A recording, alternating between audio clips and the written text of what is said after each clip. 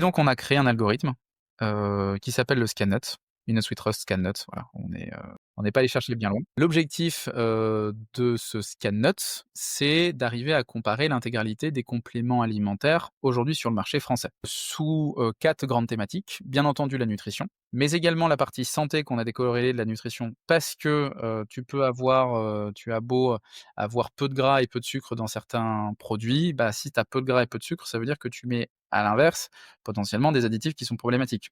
Peu de sucre, bah, du coup, tu mets des édulcorants de synthèse où aujourd'hui on a des problématiques, liées à des problématiques cancérigènes, mutagènes. Tu mets peu de gras, tu vas mettre des additifs, par exemple des texturants qui pareil peuvent, soit s'ils ne sont pas mutagènes ou cancérogènes, ils peuvent, créer des irritations au niveau du tractus digestif et potentiellement arriver sur des syndromes de côlon irritable, par exemple. Donc nutrition, santé, environnement, parce que c'est un vrai sujet aujourd'hui. Ça veut pas dire qu'on est des ayatollahs de l'environnement, ça veut juste dire qu'aujourd'hui, en fait, on habite dans une planète avec des ressources finies, il faut savoir d'où ça vient et comment c'est fait. Et si on veut savoir comment c'est fait, il faut aussi intégrer la quatrième e branche qui est la partie éthique. C'est, moi j'achète un produit à un certain prix, j'aspire à ce qu'il y ait quand même une juste répartition de la valeur sur ce produit-là, premier point. Deuxième point, j'aspire aussi à ce que mon produit que j'achète ne soit pas corrélé avec, des problématiques de déforestation juste d'enfants qui travaillent dans des champs. Déscolarisés.